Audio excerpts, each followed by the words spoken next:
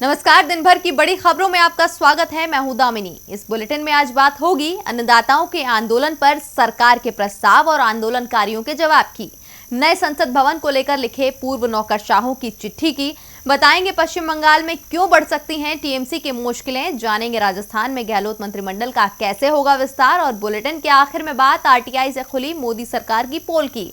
लेकिन तमाम बड़ी खबरों से पहले एक नजर सुर्खियों पर। मोदी कैबिनेट ने एससी छात्रों की शिक्षा के लिए लिया बड़ा फैसला। एससी छात्रों के लिए 59,000 करोड़ की पोस्ट मैट्रिक छात्रवृत्ति योजना को दी मंजूरी। 4 करोड़ स्टूडेंट्स को मिलेगा लाभ। गौतम गंभीर ने शुरू की जन रसोई की शुरुआत। 1 रुपए में परोसा जाएगा दोपहर का भोजन। गंभीर ने कहा, बृहस्पतिवार को गांधीनगर में पहले भोजनालय की करेंगे शुरुआत। सिंगू बॉर्डर पर प्रदर्शन कर रहे अन्नदाताओं से ममता बनर्जी ने फोन पर की बात, समर्थन का दिया आश्वासन। 28 दिन से अपनी मांगों पर अड़े हैं अन्नदाता। नए वेज रूल के खिलाफ श्रम मंत्रालय पहुंचे उद्योग संगठन। गुरुवार को श्रम मंत्रालय के साथ बैठक करेंगे उद्योग संगठन। नए वेज रूल के अनुसार 50% से अधिक नहीं हो सकती भत्ते की दर। इसकी वजह से कर्मचारियों की कम हो जाएगी इन हैंड सैलरी।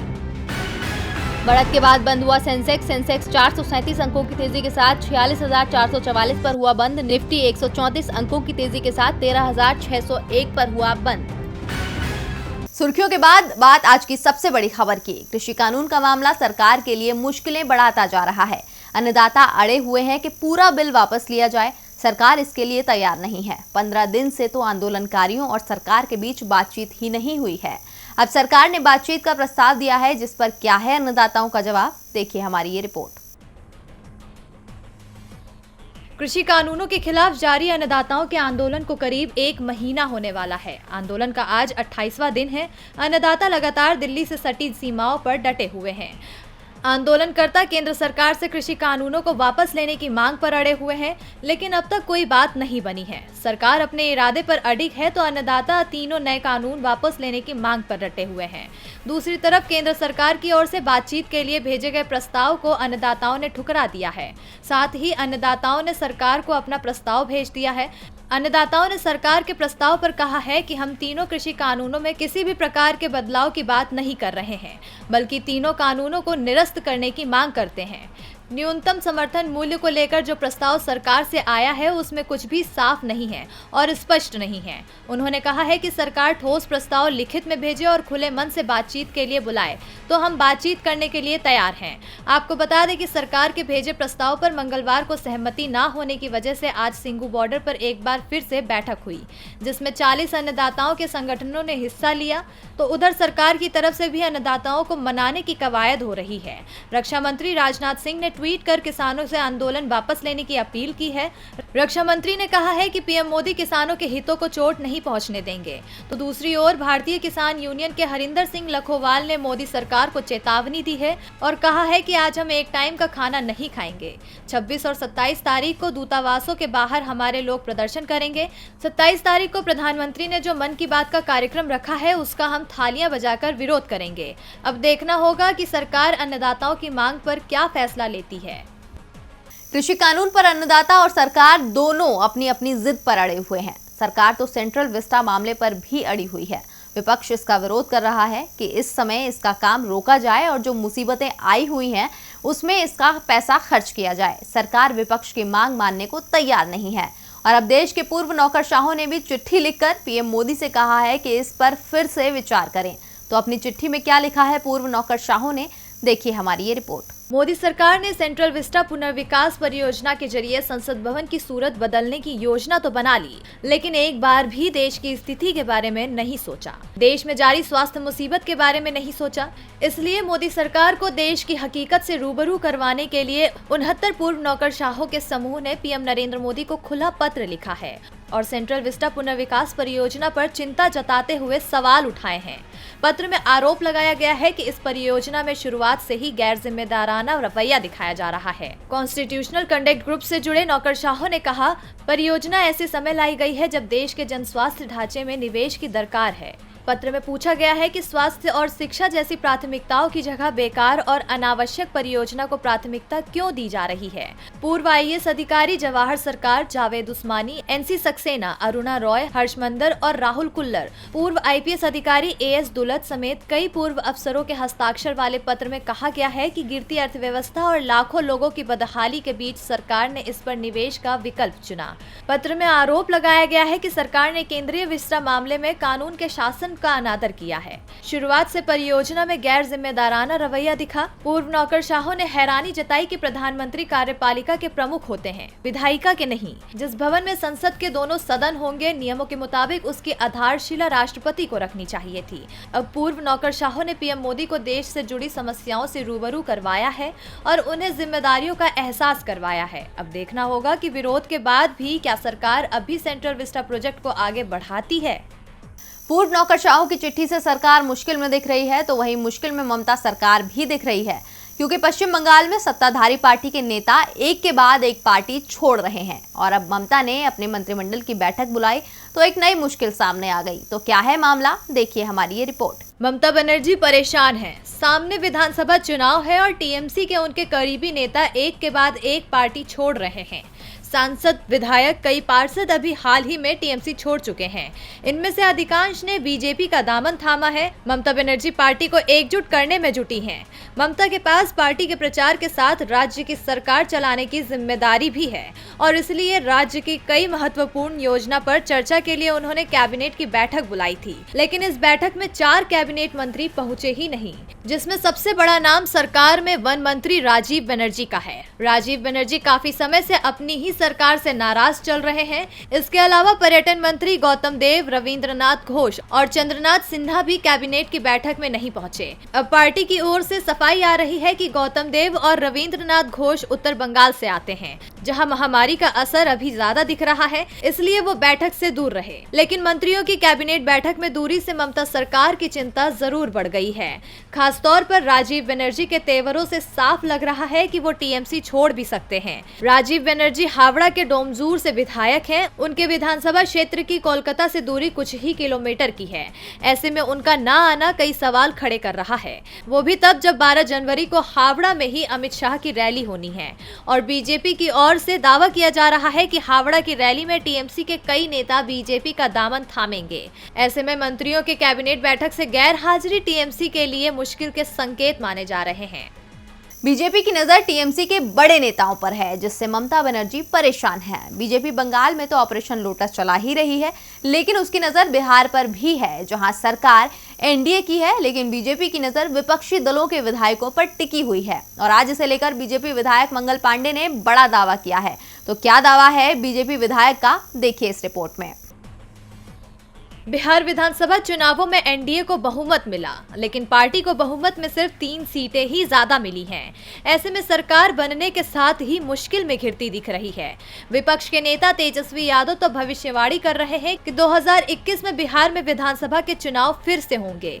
वो लगातार नीतीश सरकार पर दबाव बनाए हुए हैं, लेकिन इसके उलट NDA की ओर से दावे किए जा रहे हैं कि विपक्ष के कई विधायक उनके पाले में आने को तैयार हैं। हम नेता जीतन राम मांझी ने तो इशारा भी किया है कि कांग्रेस और RJD के तमाम विधायक 14 जनवरी के बाद खुलकर NDA के पक्ष में आ जाएंगे। वहीं अब BJP विधायक मंगल पांडे ने भी मांझी के दावे पर अपनी मुहर लगा दी है। मंगल पांडे ने दावा किया है कि RJD में कई नेता तेजस्वी से खुश नहीं हैं। नेता प्रतिपक्ष तेजस्वी यादव मुख्यमंत्री बनने के सपने जरूर देखते हैं, लेकिन ये पूरे नहीं होंगे। तेजस्वी को मुख्यमंत्री बनने का सपना देखना छोड़कर अपने कुनबे को बचाने के बारे में सोचना चाहिए। BJP विधायक मंगल पांडे ने साफ संकेत दिए हैं कि RJD में बड़ी टूट होने वाली है।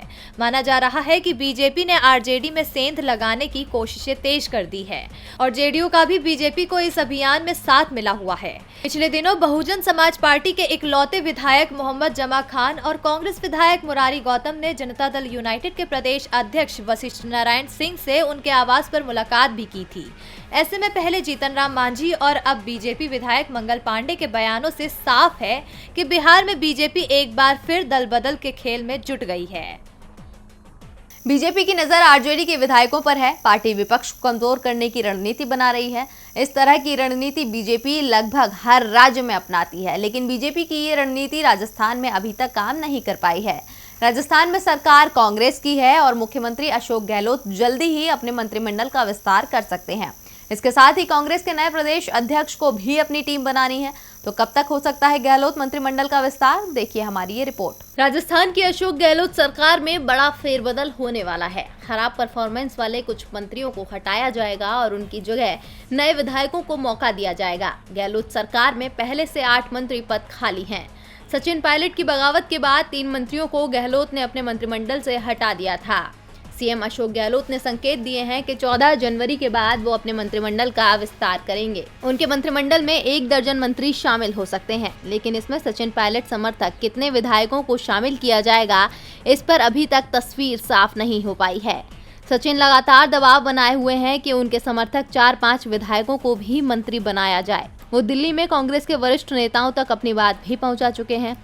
सरकार के साथ ही राजस्थान कांग्रेस के संगठन में भी नियुक्तियां होनी है। राजस्थान में कांग्रेस प्रदेश अध्यक्ष गोविंद सिंह डोटासरा को अपनी नई टीम बनानी है।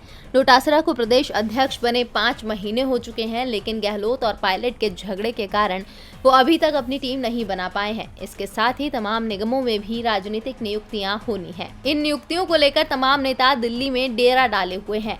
राजस्थान कांग्रेस के प्रभारी अजय माकन 2 दर्जन से ज्यादा नेताओं से मुलाकात कर चुके हैं। अब देखना है कि राजस्थान में किस कांग्रेस नेता को सरकार में जगह मिलेगी और किसे संगठन में।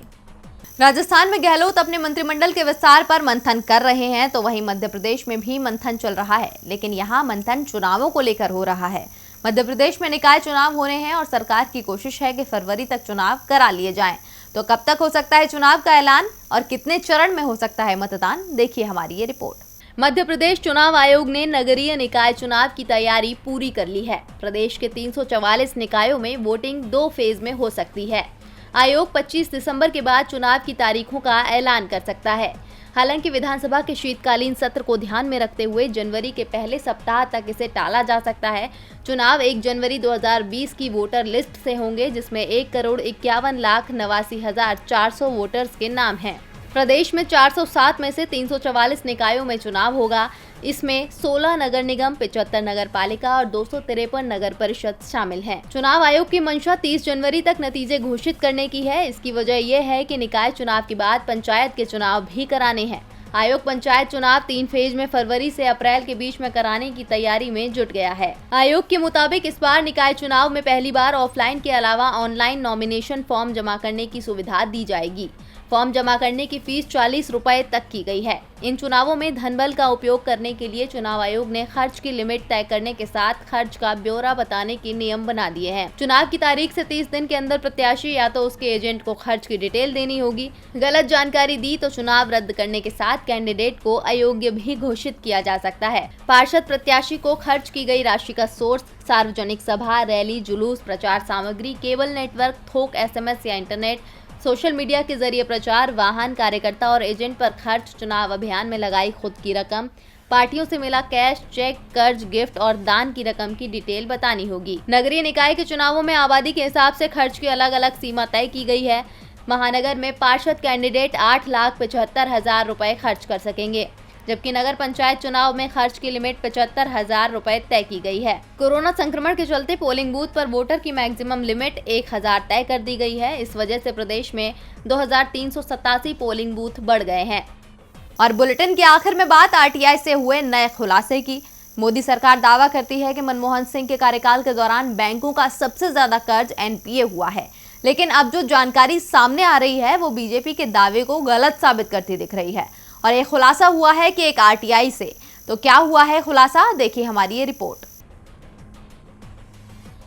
पीएम मोदी कांग्रेस पर तंज कसते रहे हैं कि दुनिया में फोन बैंकिंग शुरू होने से पहले भारत में फोन बैंकिंग कांग्रेस के शासन में शुरू हो गई थी। पीएम का दावा था कि मनमोहन सरकार के समय बैंकों द्वारा आंख बंद करके कर्ज बांटे गए थे। पीएम मोदी अपने तंज में दावा करते थे कि कांग्रेस के नेता बैंक अधिकारियों को फोन करते थे और बैंक न चाहते हुए भी ऐसे लोगों को कर्ज दे देते थे जो वापस न लौट पाए, जिससे ये कर्ज बाद में NPA हो जाता था। बीजेपी का दावा था कि मनमोहन सिंह के 10 साल के कार्यकाल में बैंकों का सबसे ज्यादा कर्ज राइट ऑफ हुआ, यानी ऐसा कर्जा जो वापस नहीं मिल सके। इसे NPA भी कहते हैं। लेकिन अब पुणे के एक बिजनेसमैन प्रफुल्ल सारडा ने जब इसे लेकर RTI लगाई तो चौंकाने वाला खुलासा हुआ है। आरटीआई के जवाब में बताया गया है कि यूपीए के 10 साल के कार्यकाल में लगभग 2.25 लाख करोड़ का लोन राइट ऑफ हुआ था, मगर 5 साल से भी कम वक्त में एनडीए सरकार में ये आंकड़ा करीब 350% की बढ़ोतरी के साथ लगभग 8 लाख करोड़ पर पहुंच गया। यूपीए राज में 2004 से 2014 तक जितना लोन राइट ऑफ हुआ उसका 3 गुना से ज्यादा मोदी सरकार के 2015 से 2019 के कार्यकाल में हो गया। इसमें 2 दर्जन पब्लिक सेक्टर के बैंक, निजी क्षेत्र के लगभग 3 दर्जन बैंक, 9 शेड्यूल कमर्शियल बैंक और 4 दर्जन विदेशी बैंक शामिल हैं। हालांकि भाजपा शासनकाल में राइट ऑफ हुए लोन से 5 साल में कुछ 82,571 करोड़ की रिकवरी भी हुई है, जो करीब 12% बैठता है। यानी जितना कर्ज राइट ऑफ हुआ उसके मुकाबले बेहद कम की वसूली ही हो पाई। डीबी लाइव की रिपोर्ट। और दिन भर की बड़ी खबरों में मेरे साथ इतना ही। देखते रहिए डीबी लाइव। नमस्कार।